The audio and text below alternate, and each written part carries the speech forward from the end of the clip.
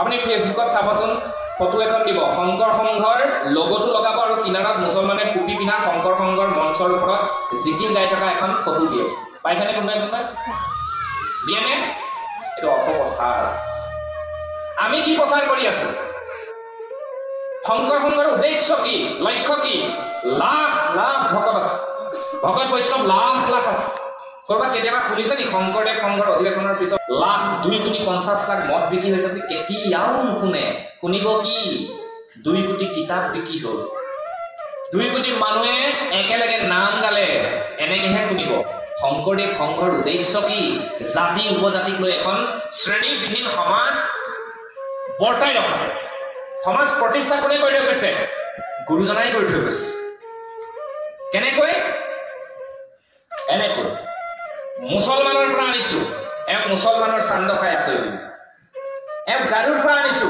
এক গাৰুৰ গোবিন্দ আতৰি বুলিবা নগাৰ পৰা আনিছো নগাৰ নৰোত্তম আতৰি বুলিবা কাৰ্বিৰ পৰা আনিছো বলাই আতৰি বুলিবা কছাৰীৰ পৰা আনিছো ৰাম আতৰি বুলিবা মিচিঙৰ পৰা আনিছো মিচিঙৰ প্ৰমানন্দ আতৰি বুলিবা কৈৱৰ্তৰ পৰা আনিছো শ্ৰীৰাম আতৰি বুলিবা ভূতৰ পৰা আনিছো ভূতৰ দামোদৰ আতৰি বুলিবা কায়স্থৰ মাধৱ ব্ৰাহ্মণৰ অনন্ত কণ্ডলী ৰাম সৰস্বতী ব্ৰাহ্মণৰ অনন্ত কণ্ডলী ৰাম সৰস্বতীক আনি কৰি চকুৰ ছজন একনিষ্ঠ ভকতক লগত লৈ গুৰুজনাই তেতিয়াই উত্তৰে দক্ষিণে উজাই ভটিয়াই গুৱাহাট ৰৌতা গাংমু কুমৰাকটা বৰপেটা কোচবিহাৰ আদি ঠাই পৰ্যন্ত কীৰ্তন ঘৰ নিৰ্মাণ কৰে আৰু কীৰ্তনৰ দাগেৰে সকলো জনগোষ্ঠীৰ লোককে মুখৰিত কৰিছে তেতিয়াই আৰু তাক ধৰি ৰাখিছে কোনে শ্ৰীমন্ত শংকৰদেৱ সংঘই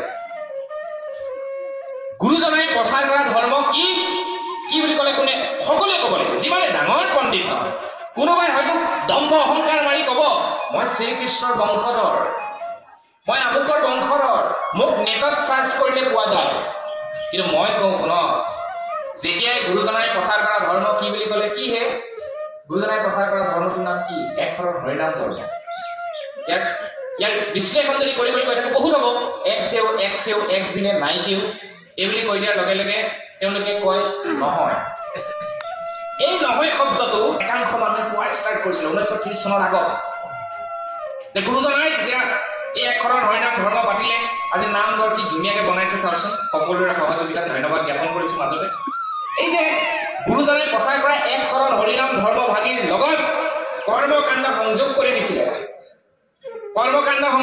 দিছিলে অপভংগ কৰিবৰ মনেৰে একাংশ সমাজ উঠি পৰি লাগিছিল যেনেকে এতিয়া মোৰ পিছত একাংশ সমাজ লাগি আছে উঠিব নোৱাৰে গতিকে তেনেকে গুৰুজনাই প্ৰচাৰ কৰা ধৰ্মটো বুজি পাইছেনে আপোনালোকে ধুনীয়া এটা চিষ্টেম বনাই দিছে তাক ঘূনে ধৰাবৰ কাৰণে চেষ্টা কৰিছে কিন্তু সেই সময়ত ভগৱন্তৰ কৃপাত 1930 চনত নগাঁৱৰ পলাশনিত শ্ৰীমন্ত শংকৰদেৱ সংঘৰ জন্ম হৈছিল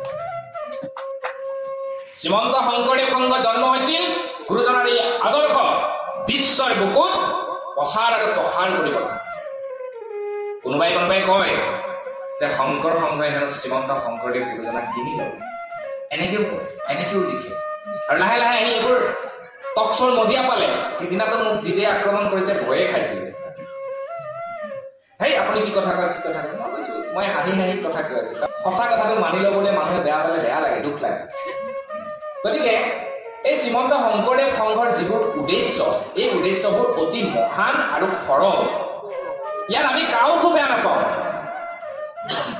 কোনো ধৰ্ম জাতি জনগোষ্ঠী আমি কাউকো বেয়া নাপাওঁ পৰৱৰ্তী মিটিঙত বেলুন লগাব নালাগে দেই গতিকে জাতি ধৰ্ম নিৰ্বিশেষে আমি কিন্তু সকলোকে এক কৰি ৰখাৰ প্ৰয়াস কৰিছোনে নাই গতিকে শংকৰদেৱ সংঘই এনে যাত্ৰা অব্যাহত ৰাখিছে যুৱ প্ৰজন্মক চেষ্টা কৰিছে কেনেকৈ যুৱ আই মাতৃ সমাৰোহ শিশুসকলক প্ৰচেষ্টা কৰিছে সৎ পথেৰে আনিবলৈ শিশু আইসকলক সৎ পথেৰে নিজৰ স্বামীক কেনেকৈ শুশ্ৰূষা কৰিব নিজৰ ঘৰখন কেনেকৈ পৰিচালনা কৰিব তাৰ বিষয়ে জানিবৰ কাৰণে আধ্যাত্মিকতাৰ জ্ঞানবোৰ চৰ্চা হৈ থাকিব লাগে কাৰণে শিশু আই মাতৃ সমাৰোহ তাৰপিছত আহি গ'ল জাতি জনগোষ্ঠী সমাৰোহ অলপ দিনৰ আগত গহপুৰত হ'ল কি কৰিলে অৰুণাচলৰ পৰা ভগ্নীয়ে আহি গাই থৈ গ'ল কি ধুনীয়াকৈ বৰগীত সেইটো কিন্তু প্ৰচাৰ নহয় সেই বস্তুটো প্ৰচাৰ ভালকৈ নহয় কিন্তু ক'ৰবাত যদি শ্ৰীমন্ত শংকৰদেৱ সংঘই কোনোবাই সংবিধান বিৰোধী এটা কাম কৰিলে তাক যদি আমি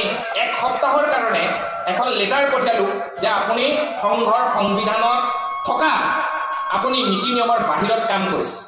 এতিয়া কিন্তু প্ৰচাৰ এই মুহূৰ্তত ডাঙৰ খবৰ, এই মুহূৰ্তত ব্ৰেকিং নিউজ আহি যায়। বহু মেডিকেলে চৰ্চা কৰা ষ্টাৰ্ট কৰি দিয়ে। এয়া শংকৰ সংঘৰ আচল উদ্দেশ্য ইটিকিং কৰা হৈ যায় ছচিয়েল মিডিয়া। কিন্তু এটা কথা মনত ৰাখিব, আগতে মই ভাৰতৰ বুলি কৈছিলো, এতিয়া পৃথিৱীৰ বুলি কওঁ। সৰ্ববৃহৎ জাতীয় সাংস্কৃতিক অৰাজনৈতিক অনুষ্ঠান আছে শ্ৰীমন্ত শংকৰদেৱ। আৰু আমাৰ মানুহবিলাকক কলো, কোনোবাই কিবা কৈ থাকক, আমি আগবাঢ়ি গৈ থাকিম। আমাক যিমান বেয়া কৰিব আমি কিমান আগুৱাই গৈ থাকিম।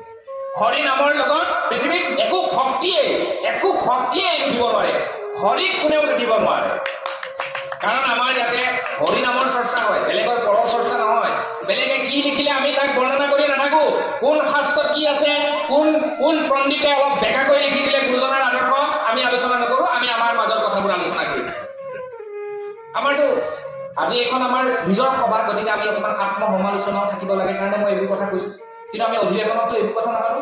দিনে নিশাই কবলৈ বাধ্য হৈ যায়, হাত নুঘূৰিলেও লিখিবলগীয়া হৈ যায়। যি পৰিৱেশৰ সৃষ্টি হয়, যেন বৃন্দাবন, যেন বৈকুণ্ঠপুৰী, নহয়নে? এতিয়া আৰু কি লাগিছে? গোটেই যুৱ প্ৰজন্ম আহিব। মই শংকৰ সংঘৰ নহয়, আমাৰ প্ৰতি শ্ৰদ্ধা ভক্তি আছে। শংকৰ সংঘৰ হ'ব লাগিব বুলিয়ে কথা নাই। গুৰুজনাৰ আদৰ্শ অনুপ্ৰাণিত হৈ থাকিলে নাহি ভকতিত জাতি অজাতি বিচাৰ হৰি ভকতিত সমস্তৰে অধিকাৰ। তাৰপিছত আকৌ আমাক বদনাম কি দি দিয়ে সময়। এই নাহি ভকতিত জাতি অজাতি বিচাৰ বুলি যে কলো, আমাৰ যে এই বিভিন্ন ঠাইৰ পৰা যে গুৰুজনাই বিভিন্ন ধৰণৰ ভকতসকল আনিলে, বিভিন্ন জাতি উপজাতি। এতিয়া প্ৰব্লেমটো হৈ গ'ল সনাতন বিশ্বাসী, মই সনাতন বিশ্বাসী পূজা পাতল কৰা মানুহে কয় যে আপুনি হিন্দু ধৰ্মৰ বিদ্বেষী, আপুনি হিন্দু ধৰ্মৰ অপপ্ৰচাৰ কৰে। মিছা কথা। মই প্ৰথম হিন্দু, তাৰপিছত এজন হাড়ে হিমুজি কট্টৰ অসমীয়া বুলি মই। এতিয়া কথাটো হ'ল যে মোক এটা কথা প্ৰশ্ন কৰে, কাৰণ মই বেছিকৈ বিভিন্ন ঠাইলৈ গৈ থাকোঁ, যে আপোনালোকৰ লগত মুছলমানসকলে কেনেকৈ খায়।